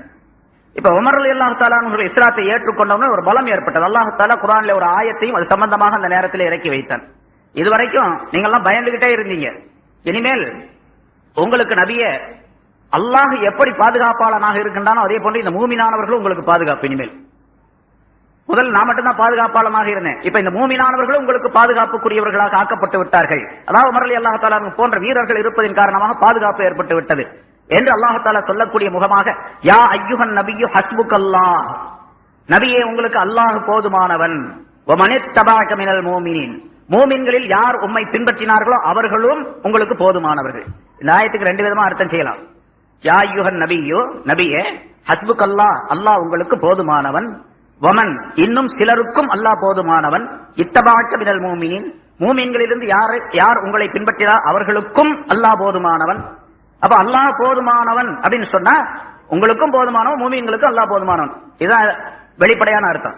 இன்னொரு அர்த்தம் என்னன்னு கேட்டா, யா அய்யுஹன் நபி, இப்ப முதல்ல சொன்னது நபியே, அல்லாஹ் உமக்கு போதுமானவன், மூமீன்களும் உமக்கு போதுமானவர்கள், உம்மை பின்பற்றிய மூமீன்களும் உங்களுக்கு போதுமானவர்கள், உங்களை பாதுகாக்கிறதுக்கு நான் மட்டும் இல்ல மூமீன்களும் இருக்கின்றார்கள் என்று அல்லாஹ் தஆலா சொல்லுகின்றார். இது உமர் ரலியல்லாஹு தஆலா அவர்களை குறித்து சொன்னது என்பதாக குறிப்பிடப்பட்டிருக்கின்றது. ஆக உமர் ரலியல்லாஹு தஆலா அவர்களுக்கு அல்லாஹ் தஆலாவிடத்தில் ஒரு தனி சிறப்பு இருந்தது. இஸ்லாத்தை ஏற்றுக்கொண்ட நேரத்திலே அல்லாஹ் தஆலா அவர்கள் சார்பாக இந்த ஆயத்தை இறக்கி வைக்கின்றான் என்று சொன்னால் அல்லாஹ்விடத்திலே உமர் ரலியல்லாஹுடைய மதிப்பு எவ்வளவு இருக்கும் என்பதை நாம் தெரிந்து கொள்ள வேண்டும். சரி, இப்படி 6வது வருஷத்துல இஸ்லாத்தை ஏற்றுக்கொண்ட பின்னால கொஞ்சம் கொஞ்சமாக இருந்த இஸ்லாம் வளர்ந்து கொண்டு வந்தது. இருந்தாலும் எதிர்ப்பு பலமாக இருந்தது. ரசூலுல்லாஹி ஸல்லல்லாஹு அலைஹி வஸல்லம் அவர்கள் ஹிஜ்ரத் போயிட்டாங்க. அபூபக்கர் சித்திக் அவர்களோடு போன வாரம் சொல்லப்பட்டது. அதற்கு பிறகு முஸ்லிம்கள் மறைமுகமாக யாருக்கு தெரியாம இரவு நேரத்தில் அல்லது வெளியூருக்கு போற மாதிரி அங்கிருந்து ஹிஜ்ரத் மதீனாவுக்கு போய் சேர்ந்து கொண்டே இருந்தாங்க. ஒவ்வொருத்தரா யாரும் பகிரங்கமாக போக முடியவில்லை. பகிரங்கமாக யாராவது ஹிஜ்ரத் செய்து மதீனாவுக்கு போகக்கூடிய சூழ்நிலை இருந்துச்சுன்னா உடனே இந்த குறைஷியர்கள் குப்பார்கள் போய் பிடிச்சி இழுத்துட்டு வந்துருவாங்க. அவங்கள எங்க போறடி, போகக்கூடாது என்பதாக சொல்லி அவர்களுக்கு கடுமையான தண்டனையும் கொடுப்பார்கள். பலவிதமான துன்பங்கள் ஏற்பட்டுக் கொண்டிருந்தன. அதனால மறைமுகமாகவே போய் கொண்டிருந்தார்கள். ஹஜ்ரத் உமர் ரலியல்லாஹு தஆலா அன்ஹு அவர்கள் அடுத்து ரசூலுல்லாஹி ஸல்லல்லாஹு அலைஹி வஸல்லம் போன சில நாட்களிலே அல்லது சில மாதங்களிலேயே ஹிஜ்ரத் போக வேண்டும், மதீனாவுக்கு போக வேண்டும் என்று முடிவு செய்தார்கள். ஸல்லல்லாஹு அலைஹி வஸல்லம் அவருடைய சொல்படி அவர்கள் போக ஆரம்பித்தார்கள். அப்படி ஹிஜ்ரத் போவதற்காக வேண்டி அவர்கள் நிர்ணயம் செய்து எண்ணம் கொண்டு புறப்படக்கூடிய நேரத்தில் காபாவுக்கு வந்தாங்க. தங்களுடைய வாளை கழுத்திலே தொங்க விட்டுக் கொண்டார்கள். காபாவுக்கு வந்தாங்க. குறைஷியர்களுடைய அந்த தலைவர்கள் எல்லாம் காபாவில் உட்கார்ந்து அரட்டை அடிச்சிட்டு இருக்கிறாங்க. இப்ப அவர்களை பார்த்து ஹஜ்ரத் உமர் ரலியல்லாஹு தஆலா அன்ஹு அவர்கள் சொன்னார்கள். அங்க வந்தாங்க, காபாவை தவாப் செய்தார்கள், 2 ரக்காத் அந்த இடத்துல தொழுதார்கள். தொழுது முடித்த உடனே அந்த மக்களை பார்த்து சொன்னார்கள், யாராவது தங்களுடைய தாய் தன்னுடைய மகனை இழந்து விட வேண்டும் என்று விரும்பினால், யாராவது உங்களிலே யாராவது ஒருவர் தன்னுடைய குழந்தையை யதீமாக்கி விட வேண்டும் என்று விரும்பினால், உங்களிலே எவராவது ஒருவர் தன்னுடைய மனைவியை விதவையாக்கி விட வேண்டும் என்று விரும்பினால், நான் இப்பொழுது ஹிஜ்ரத் போகின்றேன், இந்த மலைக்கு அப்பால் வந்து என்னை சந்திக்கவும் அப்படின்னு சொல்லிட்டு போயிட்டாங்க. பின்னால் அந்த பக்கம் வந்து என்ன பார்த்துக்கலாம், சந்திக்கலாம் என்ன. நான் இப்பொழுது புறப்பட்டு மதீனாவுக்கு போறேன், ஹிஜ்ரத் புறப்படுகின்றேன். யாரும் பின்னால போகல. இவங்களை பின்னால தொடர்ந்து போனவங்க யார் தெரியுமா? உமர் போறார் அப்படிங்கறதுனால இந்த ஏழை முஸ்லிம்கள் இஸ்லாத்தை ஏற்றுக்கொண்ட பின்னால ஹிஜ்ரத் போக முடியாம தவிச்சுக்கிட்டு இருக்காங்க பாருங்க, அவங்க எல்லாம் சேர்ந்து போக ஆரம்பிச்சாங்க பின்னால. இப்ப அவங்க போனதுனால பின்னால போன உடனே இந்த குப்பார்கள் யாருமே எதுவுமே செய்ய முடியல. அவர்களையும் அழைத்துக் கொண்டு ஹஜ்ரத் உமர் ரலியல்லாஹு தஆலா அன்ஹு ஹிஜ்ரத் புறப்பட்டார்கள். அப்படி போய் சேர்ந்தார்கள் ஹஜ்ரத் உமர் ரலியல்லாஹு தஆலா அன்ஹு அவர்கள் மதீனாவுக்கு.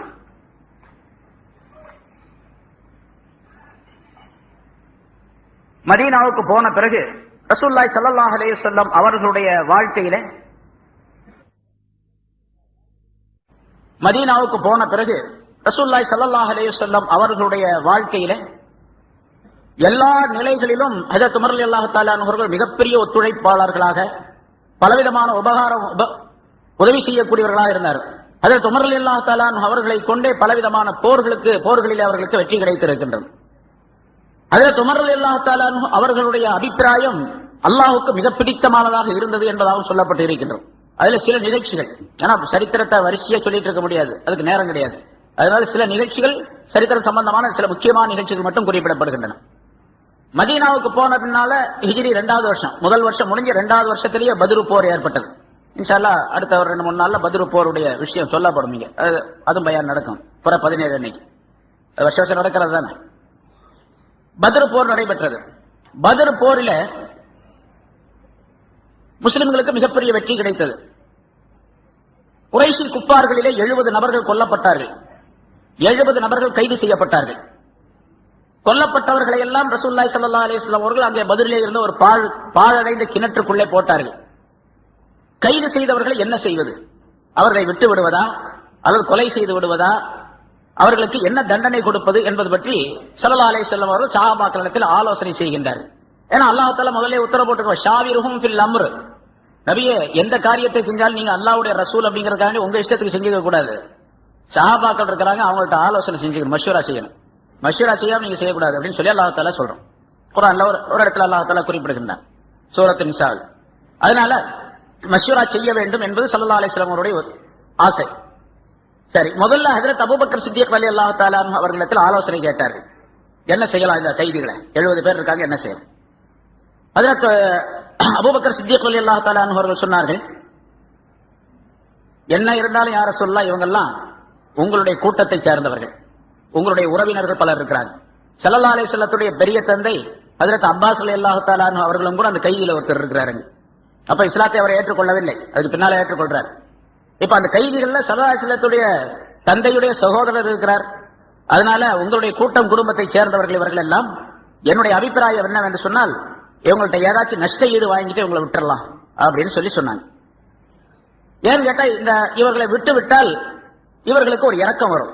இவ்வளவு பெரிய கடுமையான நிலையில் நம்ம எல்லாம் கொலை செய்யாம விட்டுட்டாரு அப்படின்னு சொல்லிட்டு அல்லாஹ் தஆலா இவர்களுக்கு ஹிதாயத்து காட்டக்கூடும். அப்படி ஹிதாயத் காட்டப்பட்டு விட்டால், இவர்கள் முஸ்லிம்களாக ஆகிவிட்டால் நமக்கு வலு உள்ளவர்களாக ஆகிவிடுவார்கள், நம்முடைய படைக்கு வலு சேர்க்கக்கூடியவர்களாக ஆகிவிடுவார்கள். ஆகவே அவர்கள் விட்டுறது நல்லது, பிதியா வாங்கிட்டு, அதாவது நஷ்ட ஈடு வாங்கிட்டு விட்டுறணும் அப்படின்னு சொல்லி சொன்னாங்க. சரி உமரே, உங்களுடைய விஷயம் என்னன்னு கேட்டாங்க. நீங்க என்ன அபிப்பிராயம்? அல்லாஹ்வின் சத்தியமாக ஒரு ஆளும் கூட விடக்கூடாது. அவர் சொன்னது அல்லாஹ் லா வல்லாஹி, அல்லாஹ்வின் சத்தியமாக ஒரு ஆளும் கூட விடக்கூடாது. ஏன்னா எல்லாரையும் ஆளை காலி பண்ணிடணும், 70 பேரையும் காலி பண்ணிடணும். அது அவரை கொலை பண்ணுவது, அந்த கைதிகளை கொலை செய்வது எப்படி செய்ய வேண்டும் என்று சொன்னால், என்னுடைய உறவினர்கள் யாராவது இருந்தா அந்த ஆளை என்கிட்ட கொடுக்க, நான் தான் அந்த ஆளை வெட்டணும். அப்பாஸ் இருக்கிறார், இந்த கைதிகள் அப்பாஸ் இருக்கார், ஸல்லல்லாஹு அலைஹி வஸல்லத்துடைய சிறிய தந்தை இருக்கார். இன்னொரு சிறிய தந்தை ஹம்சா, உமருக்கு 3 நாளைக்கு முன்னால இஸ்லாமானார், அவர் நம்மள்ட்ட இருக்கிறாரு. அப்பாஸை கொலை செய்வதற்காக ஹம்சாட்ட கொடுக்கணும் அப்படின்னு சொன்னாங்க. இப்படி சொன்னாங்க, ஹம்சா இடத்துல அப்பாஸ் ஒப்படைக்கப்பட வேண்டும். ஹம்சா ரலியல்லாஹு தஆலா அன்ஹு அப்பாஸை வெட்டணும். அதே மாதிரி அலி ரலியல்லாஹு தஆலா சகோதரர் அகீல் அல்லது ஒகைல் என்பவர் அந்த தரப்புல இருக்கார், எதிரிகள் இருக்கார். அலி இங்க இருக்கிறார், அவரை கொண்டு வந்து அலிட்ட ஒப்படைக்கணும். அவர் தான் அலியை வெட்டணும், அலி வந்து அவரை வெட்டணும். இது மாதிரி யார் யார் உறவினர்களாக சொந்தக்காரர்களாக இருக்கிறார்களோ அவர்களிடத்தில் ஒப்படைத்து அவர்களை வெட்ட செய்ய வேண்டும் அப்படின்னு சொல்லி சொன்னா, ஒரு ஆளையும் கூட விடக்கூடாது. இவங்க இருந்தாங்க அப்படின்னு சொன்னா இவங்களுக்கு பின்னால வர்றவங்க கூட இதே மாதிரி இருப்பாங்களே தவிர அவர்கள் திருந்தக்கூடியவர்களாக இருக்க முடியாது அப்படின்னு சொல்லி, இஸ்லாத்துக்கு எதிரிகளாகத்தான் இருப்பார்கள், இஸ்லாத்திற்கு நண்பர்களாக இருக்க முடியாது என்பதாக சொன்னார். ரசூலுல்லாஹி ஸல்லல்லாஹு அலைஹி வஸல்லம் சிரித்துக் கொண்டே சொன்னார்கள், அபூபக்கரே, உமக்கு உதாரணம் எப்படி என்று சொன்னால், நபி இப்ராஹிம் அலைஹிஸ்ஸலாம் அவர்களை போன்றும் நபி ஈசா அலைஹிஸ்ஸலாம் அவர்களை போன்றும் உங்களுக்கு உதாரணம். இப்ராஹிம் அலைஹிஸ்ஸலாம் அவர்கள் சொல்லுகின்றார்கள், அல்லாஹ் தஆலா குர்ஆன்ல ஒரு வாசகத்தை சொல்லி வசனத்தை சொல்லி காட்டுகின்றான். இப்ராஹிம் அலைஹிஸ்ஸலாம் அவர்கள் சொன்னதாக, ஃபமன் தபிஅனி ஃபஇன்னஹு மின்னி, யா அல்லாஹ் இவங்களுக்கெல்லாம் நான் பிரச்சாரம் செய்து கொண்டே இருக்கின்றேன், இவர்களில் யாராவது என்னை துயர்ந்தால், நான் சொல்லுவதை துயர்ந்தால், ஃபஇன்னஹு மின்னி, அவர்கள் என்னை சேர்ந்தவர்கள்.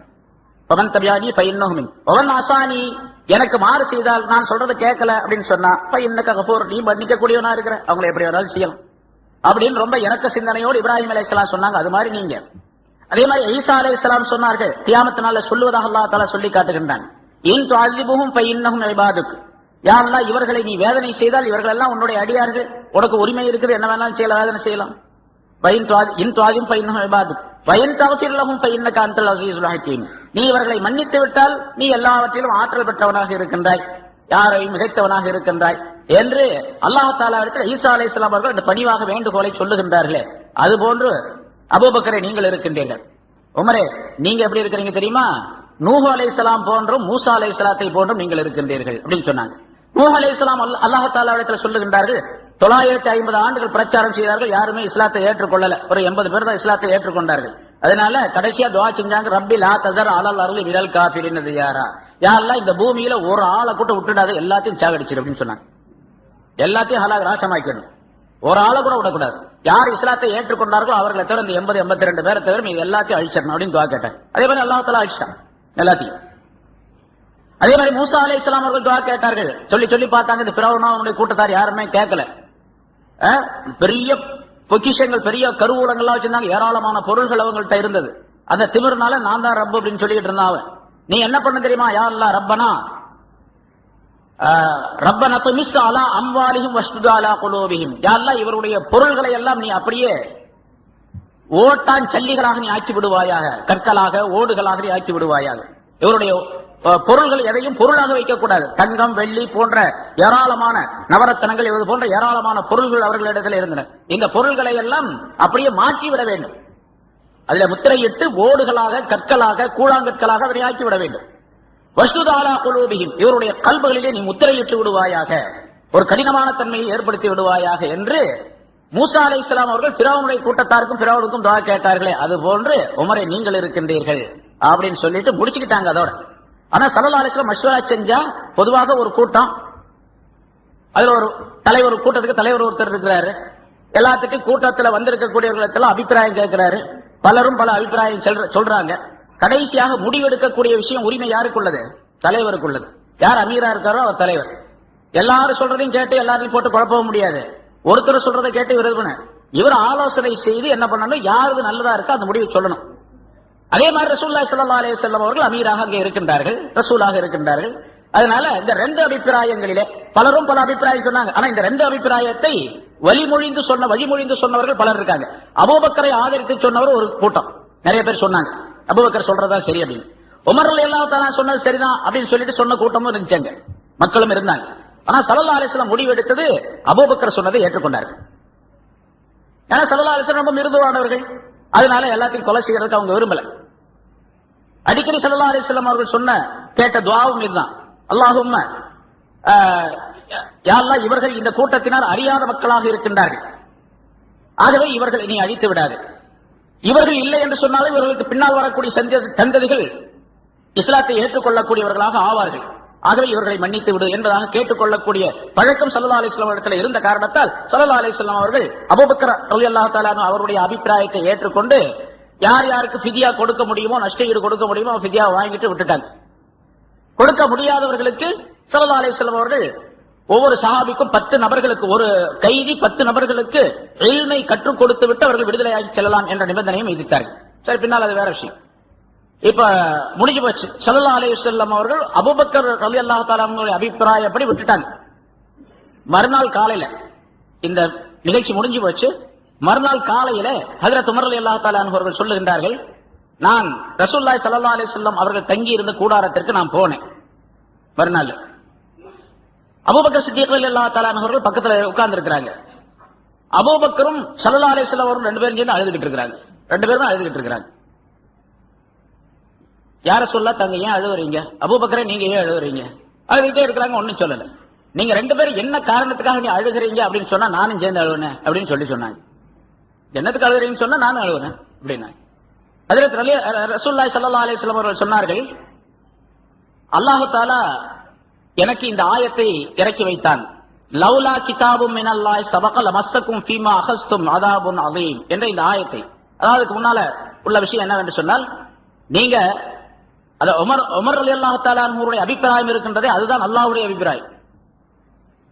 எல்லாத்தையும் காலி பண்ணுங்கிறது அல்லாஹ்வுடைய அபிப்பிராயம்.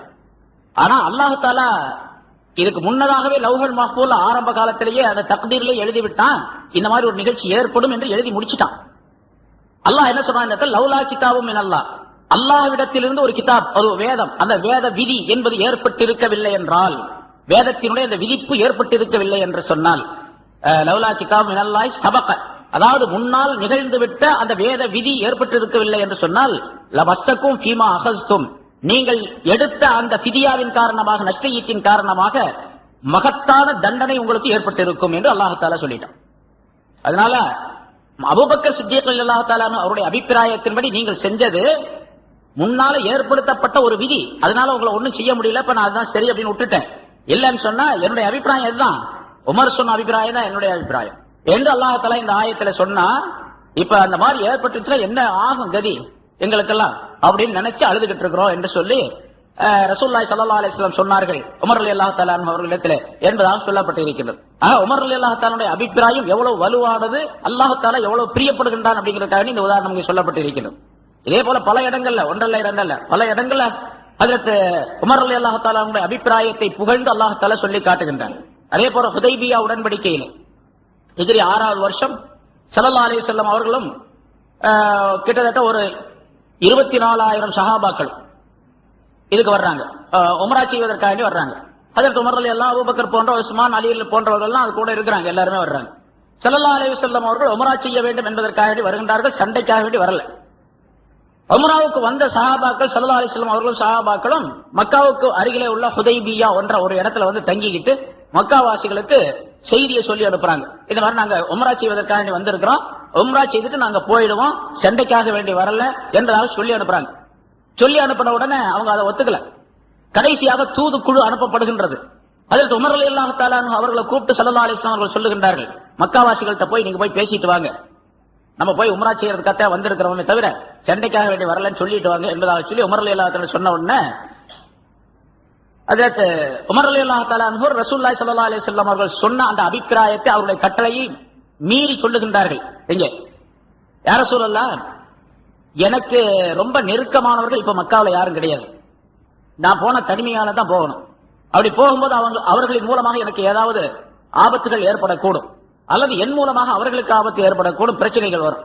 அதனால அதற்கு உஸ்மான் ரலியல்லாஹு தஆலா அவர்கள் இங்க இருக்கிறாங்க, அவருக்கு சொந்தக்காரங்க நிறைய அங்க இருக்கிறாங்க மக்காவில். அவர் கொஞ்சம் கண்ணியமான குடும்பத்து உள்ளவர், அவர் கொஞ்சம் வசதி படைத்தவரும் கூட. அவரை அனுப்புனீங்கன்னு சொன்னா அவர் போய் அந்த குறைஷி தலைவர்கள்ட்ட பேசிட்டு வர்றதுக்கு ஒரு நல்ல வாய்ப்பு ஏற்படும் அப்படின்னு சொல்லி ஸல்லல்லாஹு அலைஹி வஸல்லம் அவர்களிடத்தில் அபிப்பிராயம் சொன்னாங்க. அது நல்லதுதான் அப்படின்னு ரசூலுல்லாஹ் ஏற்றுக்கொண்டாங்க. உமருடைய அபிப்பிராயத்தை ஏற்றுக்கொண்டார்கள்.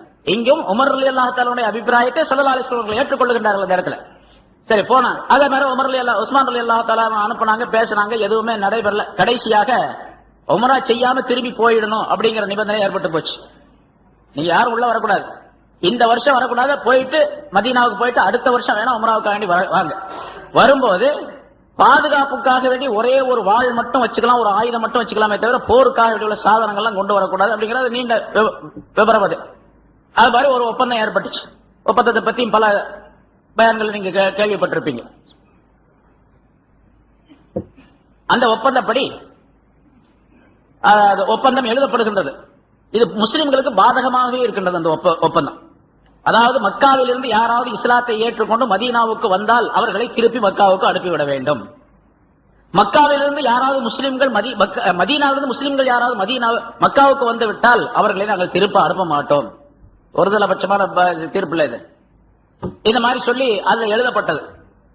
இப்படி பல விஷயங்கள். இது அந்த குப்பார்களுக்கு சாதகமாகத்தான் இருந்ததே தவிர அவர்களுக்கு பாதகமாக, அதாவது முஸ்லிம்களுக்கு பாதகமாக இருந்ததே தவிர அது லாபமுடையதாக அந்த ஒப்பந்தம் இல்லை. கடைசியிலையும் கூட ஆரம்பத்திலேயே அந்த லெட்டர் எழுதும் போதே முகமது அல்லாஹ்வுடைய தூதர் முகமது எழுதி கொண்டது அப்படின்னு சொல்லி எழுதப்பட்ட போது இதை நாங்க ஒத்துக்க மாட்டோம் அப்படின்னாங்க. பின்ன எப்படி எழுதுனா முகமது பின் அப்துல்லா எழுதுங்க, அப்துல்லாவுடைய மகன் முகமது. அதே மாதிரி கையெழுத்து போடும் போதும் கூட முகமது ரசூலுல்லாஹ் போடப்பட்டது, அதை அழிக்க சொல்லிட்டாங்க. இதெல்லாம் உமர் ரலியல்லாஹு தஆலா அவர்களுக்கு பெரிய மனவேதனையா இருந்தது. ரசூலுல்லாஹி ஸல்லல்லாஹு அலைஹி வஸல்லம் அவர்களிடத்துல போய் கேட்டாங்க, யா ரசூலல்லாஹ், நம்மெல்லாம் வந்து சத்தியத்தின் மீது இருக்கின்றோம் அல்லவா? ஆமா, அதுல என்ன சந்தேகம்? நம்மெல்லாம் சத்தியத்தின் மீது தான் இருக்கின்றோம். அப்படி இருக்கும்போது நீங்க ஏன் ரொம்ப தாழ்ந்து போறதுக்கு காரணம் என்ன? அவங்களுக்கு அடங்கி போறணும்னு என்ன அவசியம் இருக்கு? அவங்க சொல்றதெல்லாம் கேட்டு ஒப்பந்தம் எழுதணும் என்ன அவசியம் இருக்குது அப்படின்னு உமர் ரலியல்லாஹு தஆலா கேட்டாங்க. ரசூலுல்லாஹி ஸல்லல்லாஹு அலைஹி வஸல்லம் அவர்கள் சொன்னாங்க, கத்தாபுடைய மகனே, இன்னி ரசூலுல்லாஹ் ஸல்லல்லாஹு அலைஹி வஸல்லம் சொன்ன வார்த்தை, நான் அல்லாஹ்வுடைய தூதன். வலைன் யுலையுனி அல்லாஹு அபதா, நான் அல்லாஹ்வுடைய தூதன், அல்லாஹ் என்னை வீணாக்க மாட்டான், எப்பொழுதுமே வீணாக்க மாட்டான் அப்படின்னு சொன்னாலும் அவர் ஒன்னும் பதில் சொல்ல முடியல, போயிட்டார். உமர் வெளியே போனாரு. போய் அபூபக்கர் சித்திக் ரலியல்லாஹு தஆலா அவர்கிட்ட வந்தார். வந்து இதே வார்த்தையை கேட்டார். நாம் சத்தியத்தின் மீது இருக்கின்றோம் அல்லவா? ஆமா, அதுல என்ன சந்தேகம்? நாம போரிட்டால் சொர்க்கத்துக்கு போவோமா இல்லையா? இறந்துட்டா? ஆமா. அவங்க போரிட்டு இறந்து போயிட்டாங்கன்னா நரகத்துக்கு போவாங்களா? போவாங்க. அப்படி இருக்கும்போது நம்ம ஏன் தாழ்ந்து போகணும் அப்படின்னு சொல்லி இதே சலவாசத்தை கேட்ட அதே வாசகத்தை அபூபக்கர் சித்திக் ரலியல்லாஹு தஆலா அவர்களிடத்திலும் கேட்டார். அபூபக்கர் சித்திக் ரலியல்லாஹு தஆலா அவர்களும் ஸல்லல்லாஹு அலைஹி வஸல்லம் என்ன சொன்னாங்களோ அதையே சொல்றாங்க தெரியும். ஆனா ரெண்டு பேருக்கு அவங்க வேற இடத்துல இருக்காங்க, இவங்க வேற இடத்துல உட்கார்ந்து இருக்காங்க. இப்போ அபூபக்கர் சித்திக் ரலியல்லாஹு தஆலா அவங்க சொல்லுகின்றார்கள், உமரே, முஹம்மது ஸல்லல்லாஹு அலைஹி வஸல்லம் அல்லாஹ் தஆலாவுடைய தூதர், அல்லாஹ் தஆலா அவர்களை எந்த காலத்திலும் வீணாக்கவே மாட்டான் அப்படின்னு சொன்னாங்க. அவங்க சொன்னது ரசூலுல்லாஹ் சொன்னது இவர் சொன்னது ஒண்ணா இருக்குது. அப்புறம் ஒண்ணுமே அபிப்பிராயம் சொல்லல, போயிட்டார். எது சொல்லப்படுகின்றது சொன்னா உமர் ரலியல்லாஹு தஆலா அவர்கள் சத்தியத்தின் மீது இருக்கின்றார்கள் அப்படிங்கறதை தெளிவுபடுத்தி இருக்கின்றார்கள். அங்கே ஸல்லல்லாஹு அலைஹி வஸல்லம் அவர்களும் தெளிவுபடுத்துறாங்க, உண்மைதான், நீங்க சத்தியத்தில் நம்ம சத்தியத்தில் தான் இருக்கிறோம் என்பதாக சொல்லியது. அப்ப ரசூலுல்லாஹி ஸல்லல்லாஹு அலைஹி வஸல்லம் அவர்களிடத்தில் இந்த துணிச்சல் கொண்டு பேசக்கூடிய ஒரு ஆற்றல் இருக்கின்றது. அது உமர் ரலியல்லாஹு தஆலா அவர்களுக்கு மட்டும்தான். வேற யார் ரசூலுல்லாஹ் இப்படி பேசினதே கிடையாது. இருந்தாலும் இப்படி துணிச்சலாக ரசூலுல்லாஹி ஸல்லல்லாஹு அலைஹி வஸல்லம் அவர்களிடத்தில் நாம் பேசிவிட்டோமே, அவர்களுடைய அந்த மரியாதையை மீறி பேசிவிட்டோமே என்ற கவலை எனக்கு இருந்து கொண்டே இருந்தது. உமர் சொல்லுகின்றார், எனக்கு கவலை இருந்து கொண்டே இருந்தது. இப்படி ரசூலுல்லாஹ் போய் இப்படி எல்லாம் கேட்டோமே, நம்ம அது எவ்வளவு பெரிய குற்றம் பேசினது என்பதாக நினைத்து நினைத்து நான் கவலைப்படுவேன். அப்படி எனக்கு நினைவுக்கு வரும் நேரம் எல்லாம் கடைசி வரைக்கும், அவர் மௌத்தாகிற வரைக்கும் சொல்றார், மௌத்தாகின்ற வரைக்கும் அப்படி நினைவு வரக்கூடிய நேரத்தில் எல்லாம் அந்த குற்றத்தை நீக்கிக் கொள்வதற்காக நான் சதகா செய்வேன், நான் தொழுவேன், யாராவது அடிமைகளை வாங்கி உரிமை விடுவேன், யாரெல்லாம் என்ன அந்த குற்றத்தை மன்னிச்சு ரசூலாட்ட மீறி பேசிட்டேன் என்று ஹஜ்ரத் உமர் ரலியல்லாஹு தஆலா அவர்கள் கவலைப்பட்டு அடிக்கடி இந்த மாதிரி நிகழ்ச்சிகளை செய்வார்கள். சதகா செய்வது, அடிமைகளை உரிமை விடுறது, தொழுகிறது, இந்த வேலைகளை செய்து அல்லாஹ்விடத்தில் மன்னிப்பு கேட்டுக்கொண்டே இருப்பேன் என்பதாக சொல்லுகின்றார். ரசூலுல்லாஹி ஸல்லல்லாஹு அலைஹி வஸல்லம் உடைய அந்த ஒரே ஒரு சொல், அவங்க சொல்ல மீறல, இவங்க அபிப்பிராயம் சொல்றாங்க. அந்த அபிப்பிராயம் சொன்னதே மிகப்பெரிய குற்றம் என்பதாக நினைக்கின்றார்கள். இங்கே உலமாக்கள் எழுதுகின்றார்கள் அந்த இடத்துல, உமர் ரலியல்லாஹு எப்படிப்பட்ட மனிதர் அவர், எப்படிப்பட்ட மனிதர் அவர், உலகத்தில் அது மாதிரி ஒரு மனிதரை பார்க்க முடியாது, இருக்கவும் முடியாது, வரவும் முடியாது. அப்படிப்பட்ட அற்புதமான மனிதர் ஸல்லல்லாஹு அலைஹி வஸல்லம் அவருடைய சொல்லை கூட மீறல, அவங்க சொன்னதை மீறல, கட்டளையை மீறவில்லை, மாறாக அபிப்பிராயம் சொன்னாங்க. அபிப்பிராயம் ஸல்லல்லாஹு அலைஹி வஸல்லம் அவருடைய முடிவை மீறியதாக இருந்த காரணத்தினால் இவ்வளவு பெரிய கவலைப்பட்டிருக்கிறாங்க. உலகத்தில் உள்ள முஸ்லிம்கள் இப்ப அதை ஆய்வு செய்து, அதை ஆராய்ச்சி செய்து பார்க்க வேண்டும். நம்ம எத்தனை கட்டளையை, எத்தனை விஷயங்களை ஸல்லல்லாஹு அலைஹி வஸல்லம் சொன்னதை மீறி நடந்துகிட்டு இருக்கிறோம், எத்தனை சுன்னத்தான விஷயங்களை விட்டுக் கொண்டிருக்கிறோம், எத்தனை கட்டளைகளை மீறி நடக்கின்றோம். நம்ம எவ்வளவு பெரிய தண்டனைக்குரியவர்களாக ஆக முடியும் அப்படின்னா, அல்லாஹ் நினைச்சானா எவ்வளவு பெரிய தண்டனை கொடுக்க முடியும் நமக்கு. அல்லாஹ் அந்த தண்டனைகளை எல்லாம் கொடுக்காமல் இருக்கின்றான் என்று சொன்னால் நம் மீது இரக்கம் கொண்டு ஸல்லல்லாஹு அலைஹி வஸல்லம் அவருடைய துஆவின் காரணமாக அல்லாஹ் தஆலா விட்டுக் கொண்டிருக்கின்றான். நாம் அதை கவனித்து வாழ வேண்டும் என்ற விவரமும் அங்கே சொல்லப்பட்டிருக்கின்றது. ஸல்லல்லாஹு அலைஹி வஸல்லம் அவர்களுக்கு உறுதுணையாக இருந்து இப்படியெல்லாம் ஆற்றல் உள்ளவர்களாக பகிரங்கமாக இந்த இஸ்லாத்தை வெளிப்படுத்த வேண்டும் என்பதற்காக வேண்டி உழைத்தவர்களாக இருக்கும் ரலியல்லாஹு தஆலா அவர்கள் இருந்தார்கள். அதே போன்று இன்னொரு நிகழ்ச்சி, அதுவும் ஸல்லல்லாஹு அலைஹி வஸல்லம் அவர்கள் ஹஜ்ரத் உமர் ரலியல்லாஹு தஆலா அவர்களை பற்றி சொன்ன விஷயம், அதாவது உஹது போரிலே ஆரம்பத்தில் முஸ்லிம்களுக்கு வெற்றி ஏற்பட்டது. பிறகு ஒரு நிகழ்ச்சியின் காரணமாக முஸ்லிம்கள் படு தோல்வி அடையக்கூடிய சூழ்நிலை ஏற்பட்டுவிட்டது. முஸ்லிம்கள் எல்லாம் சிதறி ஓடிவிட்டார்கள், காபிர்கள் இருந்து கொண்டிருக்கின்றார்கள். ரசூலுல்லாஹி ஸல்லல்லாஹு அலைஹி வஸல்லம் போர்க்களத்தில் இருக்கிறாங்க. 700 சஹாபாக்கள் போர்க்களத்திலே கலந்து கொண்டார்கள். ஆனா அந்த கடுமையான ஒரு சூழ்நிலை ஏற்பட்ட நேரத்தில் அந்த சஹாபாக்கள் எல்லாம் சிதறி ஓடிவிட்டார்கள். முஸ்லிம்கள் எல்லாம் எங்க ஓடிட்டாங்க? பல திக்குகளாக ஓடிவிட்டார்கள். சில பேர் உஹது என்ற அந்த போர்க்களத்திலிருந்து மதீனாவுக்கே ஓடிட்டாங்க. சில பேர் போர்க்களத்திலிருந்து புறமுதுகிட்டு ஓடுவதற்கின்றது அது பெரிய பாவங்களிலே ஒன்று, பெரும் பாவங்களிலே ஒன்று, கடுமையான பாவம் அது, குற்றம் அது. ஆனாலும் போயிட்டாங்க சூழ்நிலையின் காரணமாக. ஸல்லல்லாஹு அலைஹி வஸல்லம் அவர்களோடு அந்த போர்க்களத்திலே நிலைத்திருந்தவர்கள் 11 பேர் தான். 700 பேர்ல 11 பேர் தான் இருந்தாங்க. அந்த 11 பேர்ல ஒருவர் ஹஜ்ரத் உமர் ரலியல்லாஹு தஆலா அன்ஹு அவர்கள். உமர் ரலியல்லாஹு தஆலா அன்ஹு அவர்கள் ரசூலுல்லாஹி ஸல்லல்லாஹு அலைஹி வஸல்லம் அவர்களுக்கு பக்கபலமாக இருந்து கொண்டிருக்கின்றார்கள். இந்த நேரத்தில் ஷைத்தான் ஒரு சூழ்ச்சி செஞ்சா, முகமது இறந்து விட்டார், கொல்லப்பட்டு விட்டார் அப்படின்னு ஒரு செய்தியை பரப்பி விட்டுட்டான். ஷைத்தானுடைய சூழ்ச்சி அது, யாரோ ஒரு மனிதன் மூலமாக பரப்பப்பட்டு விட்டது.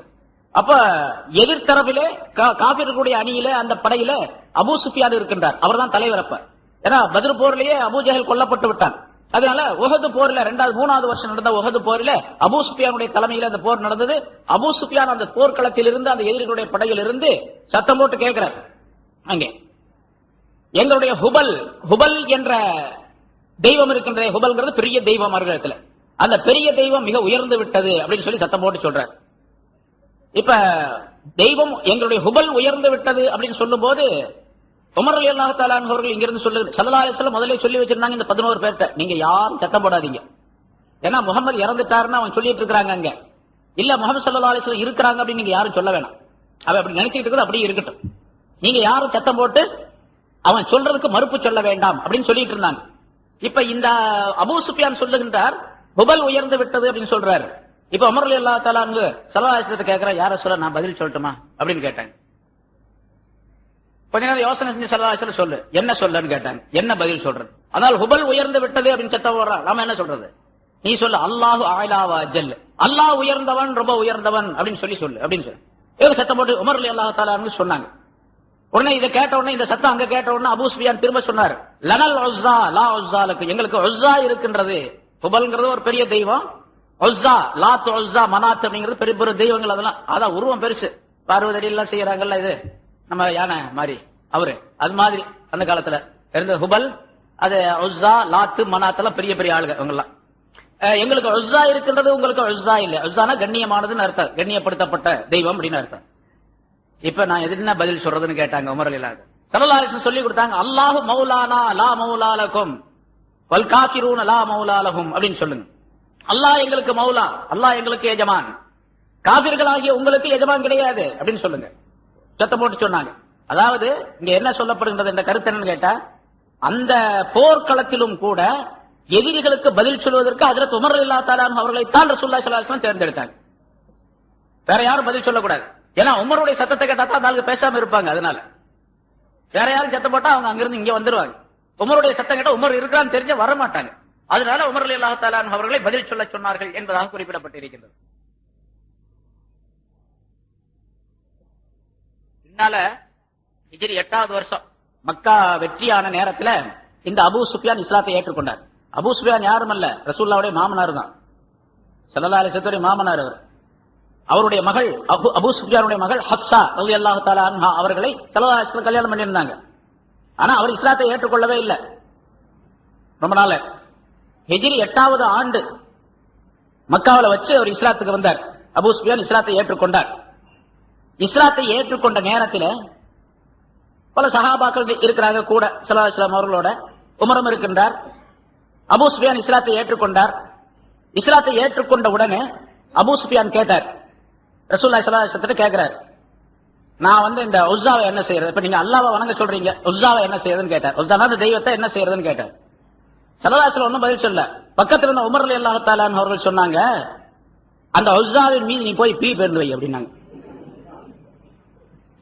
நீ அது போல போய் வெளிக்கு இருந்து வை அப்படின்னாங்க. அவர் ஒன்னும் பதில் சொல்ல முடியல. ஸல்லல்லாஹு அலைஹி வஸல்லம் அவர்களும் மௌனமா இருந்துட்டாங்க. இப்ப அதுக்கு பதில் சொல்றது யாருன்னு கேட்டா உமர் ரலியல்லாஹு தஆலா அவர்கள் தான் சொல்ல முடியும். வேற யாரும் சொல்ல முடியாது அப்படிங்கறதுக்காக சொல்லப்படுது. சரி, இது சில நிகழ்ச்சிகள் தான் சொல்ல முடியும். நான் முதல்ல சொல்லிட்டேன், எல்லாத்தையும் வரிசையா சொல்லிட்டு இருக்க முடியாது. சரித்திரம் சொல்லிட்டு இருந்தா அப்புறம் நீங்களா தூங்கிடுவீங்க அதை சரித்திரத்தை கேட்டுக்கிட்டு. அதனால சில நிகழ்ச்சிகள், சுவையான சில நிகழ்ச்சிகள் அதற்கு உமர் ரலியல்லாஹு வாழ்க்கையில ஏற்பட்டிருக்குது. அது படிப்பினைக்குரியதாகவும் இருக்குது, அதை நம்ம எடுத்துக்கொள்ள வேண்டும். அதே போல ஹைபர் போர் நேரத்தில், ஹைபருடைய போர்ல, ஹைபர் பிறகு வெற்றியாச்சு. யூதர்கள் வாழ்ந்திருந்த பூமி அது. அங்க வெற்றி கொண்ட நேரத்தில் ஏராளமான கனிமத் பொருள் கிடைத்தது. ஹைபர் என்ற அந்த இடம் இருக்கின்றது, அது வளமான பூமி, நல்ல விவசாய பூமி. விவசாயம் செய்யலாம், காய்கறிகள் விளையும், அதே மாதிரி பேரீச்சம் தோட்டங்கள் எல்லாம் ரொம்ப வளமாக இருந்த பூமி அது. அது வெற்றி கொண்ட பின்னால ஏராளமான கனிமத் பொருள்கள் கிடைத்தன, போர் பொருள்கள். அந்த கனிமத்துடைய பொருள்களை சஹாபாக்களுக்கு பங்கு வைத்து கொடுத்தார்கள். அதுல ஹஜ்ரத் உமர் ரலியல்லாஹு தஆலா அவர்களுக்கு ஒரு நிலம் கிடைச்சிச்சு, ஒரு பெரிய நிலம், ஒரு இடம் கொடுத்தாங்க. கனிமத்துடைய பொருள் இருந்து வந்தது அந்த நிலம், ஒரு நல்ல நிலம், வளமான நிலம். பிறகு ரசூலுல்லாஹி ஸல்லல்லாஹு அலைஹி வஸல்லம் அவர்களிடத்துல உமர் ரலியல்லாஹு தஆலா கேட்கிறாங்க, யா ரசூலல்லாஹ், இந்த ஹைபர் போர்ல எனக்கு ஒரு நிலத்தை நீங்க கொடுத்தீங்க, கனிமத்துடைய பொருள் எனக்கு வந்துச்சு, ரொம்ப வளமான நிலமா இருக்குது, அதை நான் அல்லாஹ்வுடைய பாதையில தர்மம் செய்யலாம்னு நினைக்கிறேன், அது எப்படி செய்யணும் அப்படின்னு கேட்டாங்க. ரசூலுல்லாஹி ஸல்லல்லாஹு அலைஹி வஸல்லம் அவர்கள் சொன்னார்கள், நீ அந்த நிலத்தினுடைய அசல் பகுதியை, அதாவது அதனுடைய அசலை, நிலத்தை உன்னுடைய பொறுப்பிலே, உன்னுடைய உரிமையிலே நீ வைத்துக்கொள். அதிலிருந்து கிடைக்கக்கூடிய பலன்களை ஏழை எளியவர்களுக்கும், விதவைகளுக்கும், அனாதைகளுக்கும், வழிப்போக்கர்களுக்கும் பயன்படத்தக்க வகையிலே அதை நீ தர்மம் செய்து விடு என்பதாக சொன்னார்கள். இதுக்கு பேர் தான் வக்ஃப்னு சொல்றது. இஸ்லாத்திலே முதல் வக்ஃப் ஹஜ்ரத் உமர் ரலியல்லாஹு தஆலா அவர்கள் செஞ்சதுதான். இந்த நிலத்தை வக்ஃப் செய்தார்கள். வக்ஃபுடைய அர்த்தம் என்னன்னு கேட்டா, அது அவருடைய உரிமையில இருக்கும், அது யாருக்கும் சொந்தமானதல்ல. அதைத்தான் பின்னால நம்ம என்ன சொன்னா, நீ உரிமையாக வைத்துக்கொள் என்று ஸல்லல்லாஹு அலைஹி வஸல்லம் சொன்னாங்க. ஆனா அது பின்னால என்ன சொன்னா, அல்லாஹ்வுக்காக வேண்டி வக்ஃப் செய்யறது. இப்ப இந்த மஸ்ஜித் வக்ஃப் செய்யப்பட்டது. இந்த மஸ்ஜித் யாருக்கு சொந்தம்? உலகத்துல எந்த மனுஷனுக்கும் சொந்தம் அல்ல, எந்த கவர்மெண்ட்டுக்கும் சொந்தம் கிடையாது, இது அல்லாஹ்வுக்கு சொந்தமானது. ஆனா இதுல என்ன செய்யலாம் என்பதாக இதை வக்ஃப் செய்தவர் எழுதி வைத்தாரோ சொல்லி தந்தாரோ அதைத்தான் செய்யலாம். அதை செய்யும். இங்க தொழ வேண்டும், குர்ஆன் ஓத வேண்டும், zikr செய்ய வேண்டும், இந்த மாதிரி பயான் செய்ய வேண்டும், இஅ்திகாஃப் இருக்க வேண்டும், அப்படி எல்லாம் சொல்றது. யாருக்காவது தூக்கம் வந்தா தூங்க வேண்டும், வெளியப்படுத்து தூங்கலாம், கொஞ்ச நேரம் தூங்கிக்கலாம், அதனால ஒண்ணும் கிடையாது. ஆனா அதே நேரத்தில் உலக பேச்சுக்களை பேசக்கூடாது, வேற உலக காரியங்கள் எதையும் செய்யக்கூடாது, வியாபாரம் செய்யக்கூடாது, விவசாயம் செய்யக்கூடாது, பள்ளியாசல்ல அப்படின்னு இருக்குது, அதெல்லாம் செய்யக்கூடாது. வக்ஃபுக்கு அர்த்தம். அதே மாதிரி ஹஜ்ரத் உமர் ரலியல்லாஹு தஆலா அவர்களுக்கு ஸல்லல்லாஹு அலைஹி வஸல்லம் அவர்கள் சொல்லி தந்தார்கள், நீ அதை வக்ஃப் செய், அதாவது அதனுடைய அசல் நிலத்தை உன்னுடைய உரிமையாக உன்னிடத்தில் நீ வைத்துக்கொள். அதில் கிடைக்கக்கூடிய பலன்களை ஏழைகளுக்கு, எளியவர்களுக்கு, எத்தீம்களுக்கு, மிஸ்கின்களுக்கு, விதவைகளுக்கு நீ கொடுத்து விடு அப்படின்னு சொன்னாங்க. அதே மாதிரி ஸல்லல்லாஹு அலைஹி வஸல்லம் அவர்கள் ஒரு நபரை ஏற்பாடு செய்து, ஒரு பொறுப்பாளரை ஏற்பாடு செய்து, அதுல என்னென்ன விளைகின்றதோ அந்த விளைச்சல் பொருள்களை எல்லாம் இன்னின்னாருக்கு கொடுக்க வேண்டும், இப்படி எல்லாம் அது பங்கிட்டு கொடுக்கப்பட வேண்டும் என்பதாக சொல்லி அதை எழுதி வச்சுட்டாங்க. முதல் இஸ்லாத்திலே வக்ஃப் செய்யப்பட்ட ஒரு நிலம் ஹஜ்ரத் உமர் ரலியல்லாஹு தஆலா அன்ஹு அவர்கள் மூலமாக. அதிலிருந்து வக்ஃபுடைய சட்டமே பிரித்து எடுக்கப்படுகின்றது, பல வகையான சட்டங்கள் எடுக்கப்படுகின்றன. சரி, இதுவும் ஹஜ்ரத் உமர் ரலியல்லாஹு தஆலா அன்ஹு அவர்களின் காரணமாக அல்லாஹ் தஆலா இந்த சமுதாயத்திற்கு தந்திருக்கக்கூடிய மிகப்பெரிய லாபம். அதே போல ஹஜ்ரத் உமர் ரலியல்லாஹு தஆலா அன்ஹு அவர்கள் ஸல்லல்லாஹு அலைஹி வஸல்லம் அவர்களுடைய மரண காலம் வரைக்கும், இந்த உலகத்தை விட்டு பிரியும் வரைக்கும் எல்லா போர்க்களங்களிலும் கலந்திருக்கின்றார்கள். எல்லா வகையிலும் ஹஜ்ரத் ஸல்லல்லாஹு அலைஹி வஸல்லம் அவர்களுக்கு ஹஜ்ரத் உமர் ரலியல்லாஹு தஆலா அன்ஹு பக்கபலமாக இருந்தார்கள். அதற்கு அடுத்ததாக ஹஜ்ரத் அபூபக்கர் சித்திக் ரலியல்லாஹு தஆலா ஆட்சி காலத்திலும் அவர்களுக்கு உறுதுணையாக இருந்தார்கள். எல்லா வகையான ஆலோசனையும் சொல்லிக் கொண்டிருந்தார்கள். போன வாரம் அது சொல்லப்பட்டது. அதுல ஒரு விஷயம், முக்கியமான விஷயம் என்ன கேட்டா, அபூபக்கர் சித்திக் ரலியல்லாஹு தஆலா அவருடைய காலத்திலே சில பேர் ஜக்காத்து கொடுக்க மாட்டேன் அப்படின்னு சொல்லி பகிரங்கமாக சவால் விட்டுக் கொண்டிருந்தார்கள், அதாவது பிரச்சாரம் செய்து கொண்டிருந்தார்கள். அவர்களிடத்திலெல்லாம் ஹஜ்ரத் அபூபக்கர் சித்திக் ரலியல்லாஹு தஆலா அவர்கள் படைகளை அனுப்பி போர் செய்தார்கள். போர் செய்ய வேண்டும் என்று முடிவெடுத்த நேரத்தில் ஹஜ்ரத் உமர் ரலியல்லாஹு தஆலா அன்ஹு அவர்கள் அபூபக்கர் அவர்களிடத்தில் சென்று சொல்லுகின்றார்கள், ஜக்காத்து கொடுக்காமல் இருப்பதற்காக, அதாவது போர் செய்வது என்பது எதிரிகளிடத்திலே, முஸ்லிம் அல்லாதவர்களிடத்தில் தான் போர் செய்ய வேண்டும், ஜிஹாத் செய்ய வேண்டும் என்று ஸல்லல்லாஹு அலைஹி வஸல்லம் சொல்லி இருக்கிறாங்க. நீங்க முஸ்லிம்களிடத்திலேயே போர் செய்யணும்னு சொல்றீங்களே, எப்படி அது அப்படின்னு கேட்டாங்க. அபூபக்கர் சித்திக் ரலியல்லாஹு தஆலா அன்ஹு அவர்கள் சொன்னார்கள்,